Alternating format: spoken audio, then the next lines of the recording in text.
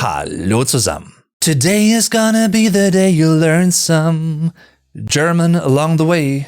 Talking about Heavy is the Crown by Linkin Park, the second single off of their comeback album, From Zero. Let's dive into the lyrics, translate them to German, and talk about interesting, fascinating, and good to know linguistic details about them. Let's go.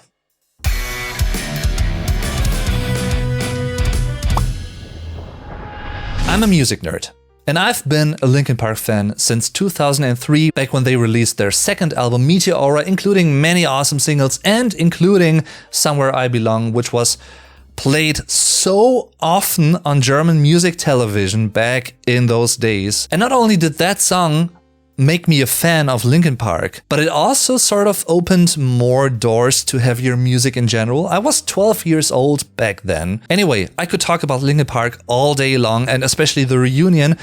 And in fact, I have. And if you're interested in podcasts and German listening practices, the two things combined, maybe even, check out episode 111 from the German podcast, where I talked about the Linkin Park reunion and the Oasis reunion, and I basically shared my thoughts.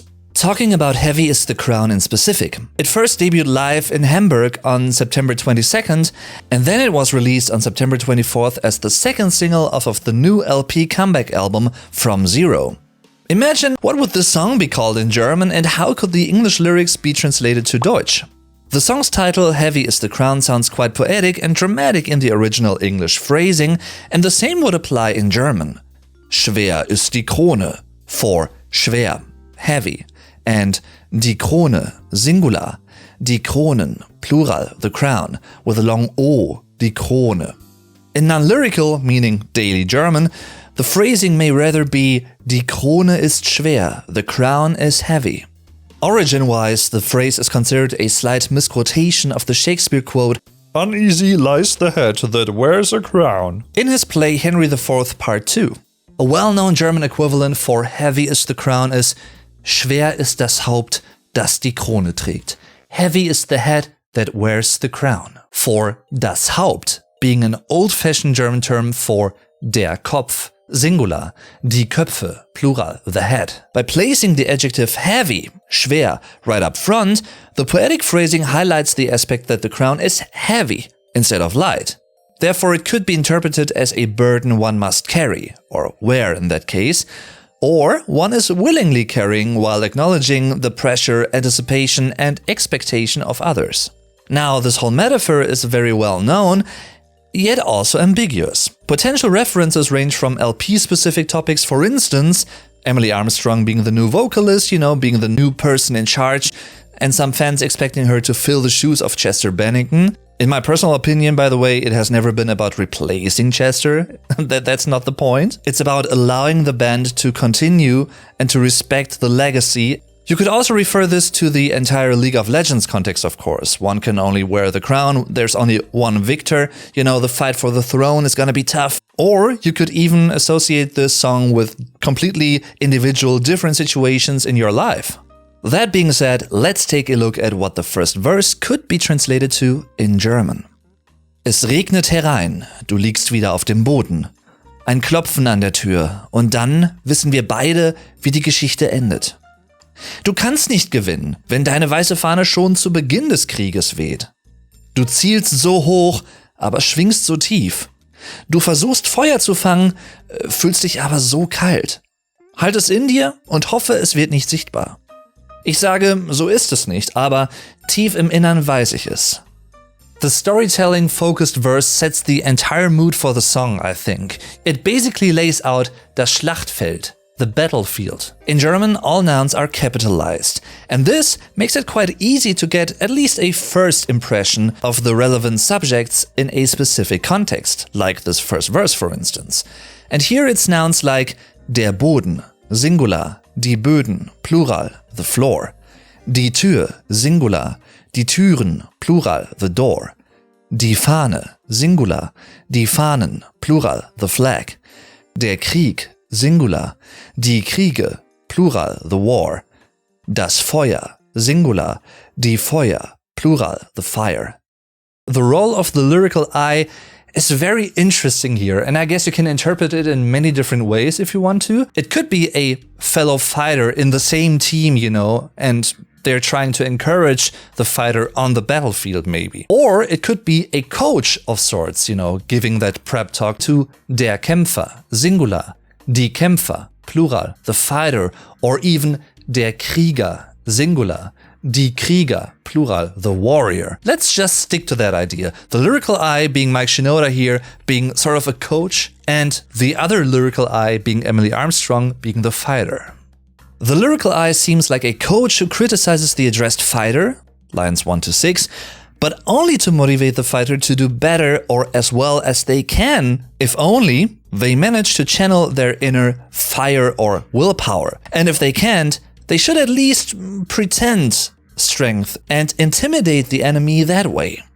Linguistically speaking, the German phrase "es regnet herein" in line 1 expresses that it's raining, yet not exactly the intensity of pouring in English.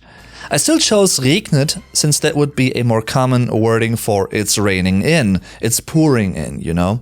Equally colloquially and similar to pouring would be something like "es schüttet", "it's pouring", meaning it's raining heavily. Or the idiom "es schüttet wie aus Eimern", it's pouring like it's coming out of buckets. In this context, you could even say something like "es bricht über dich herein", it comes crashing down on you.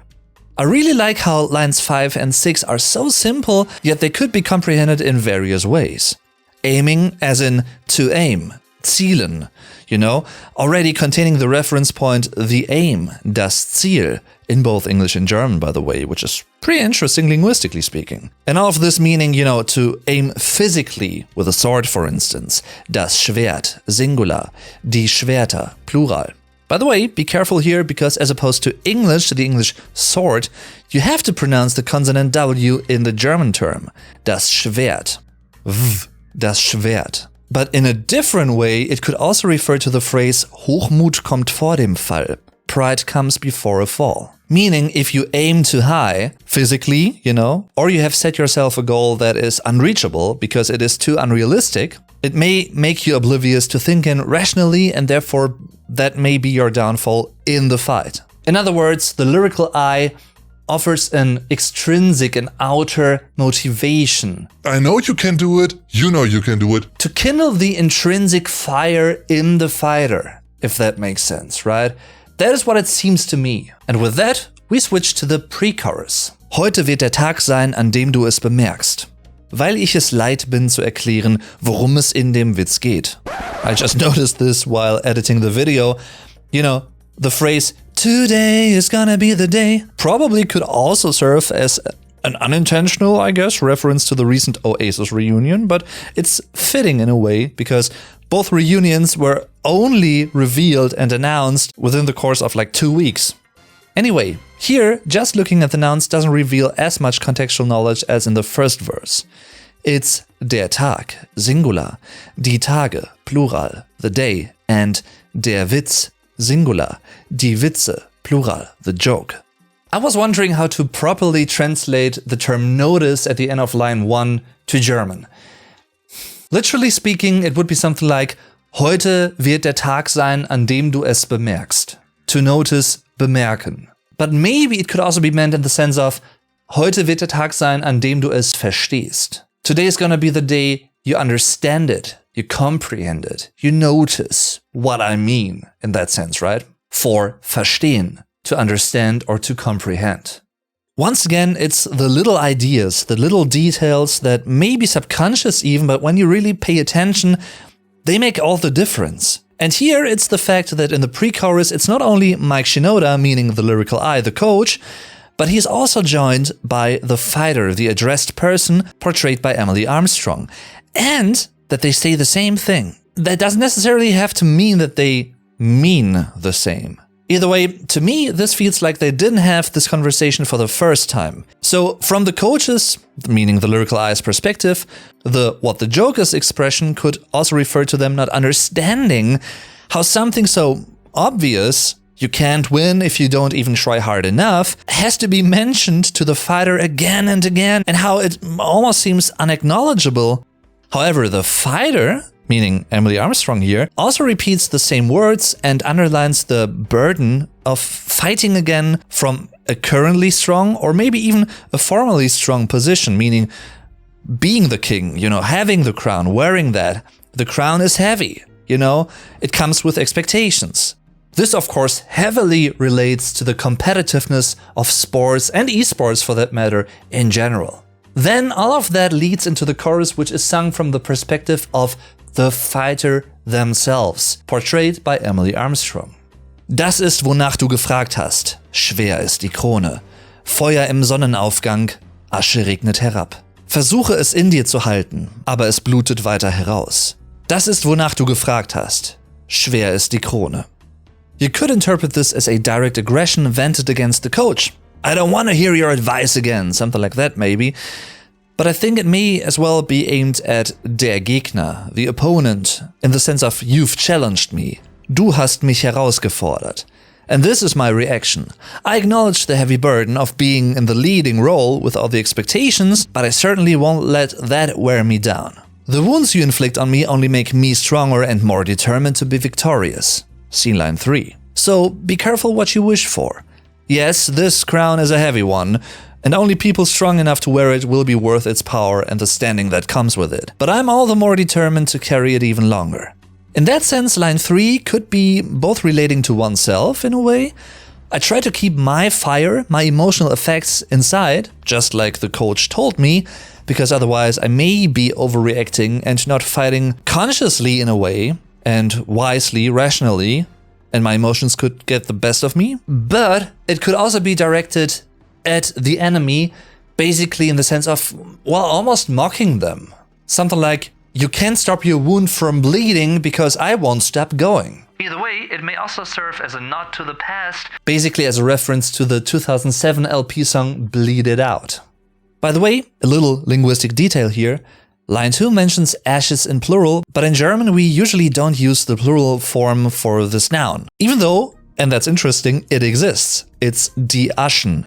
In a way, verse 2 could also be seen as a break in between rounds where the lyrical I, meaning the coach, Mike Shinoda, talks to the fighter again and analyzes their impulsive style, which seemingly has led them to be in the inferior position, being outnumbered and all of that. However, coming back to my initial thoughts on the role of the lyrical I in the first verse, it could very well also be the opposing fighter or their team talking to their opponent, meaning Emily Armstrong in this case, meaning the fighter. Dreh dich und lauf. Schau, was jetzt daraus geworden ist. Sie sind in der Überzahl, 10:1. Hättest damals besser den Mund gehalten, denn es gibt kein Zurück auf diesem Weg, sobald er begonnen hat. Du stehst schon auf dieser Liste. Sag, du willst nicht, was du nicht widerstehen kannst. Du schwingst das Schwert, während der Stift nicht verfehlt. Sieh zu, wie alles so auseinanderfällt. Well, I think it could work both ways. And for the sake of continuity, I'm gonna stick with the coach interpretation here.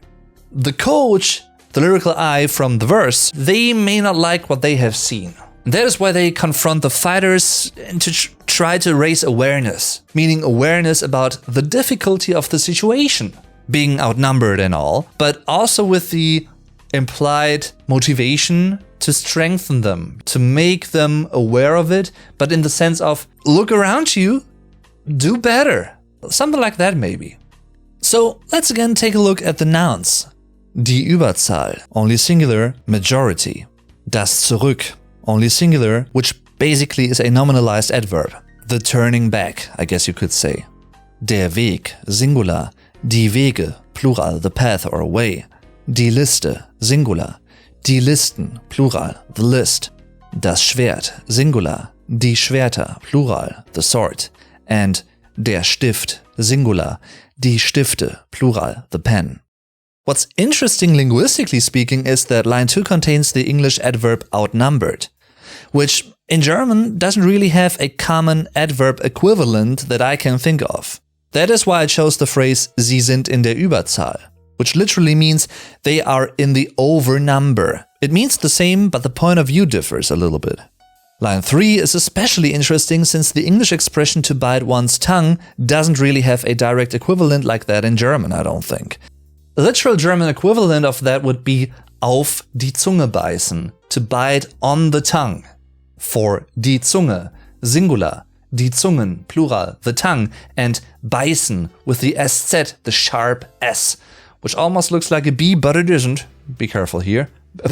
Be careful. See what I did there? We'd rather say den Mund halten, literally to hold the mouth, meaning to hold the mouth shut, to shut up.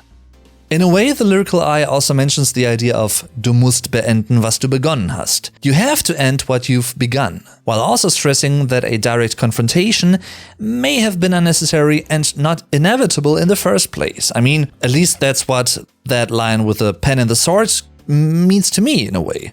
Du schwingst das Schwert, während der Stift nicht verfehlt. I would like to know, what do you think about this song? Do you like it as much as I do? And are you as stoked as I am for the Linkin Park reunion? And if you enjoyed this video as well, feel free to let me know by subscribing, liking, and especially sharing. That also helps a whole lot, as well as supporting me on Patreon, becoming a channel member here on YouTube. Thanks to every single one of you guys for taking the time to watch this video. I much appreciate it. And of course to all my supporters on those platforms. And yeah, every one of you guys basically. Thank you, thank you, thank you. Vielen Dank. Definitely see you next time. Tschüss und bis zum nächsten Mal.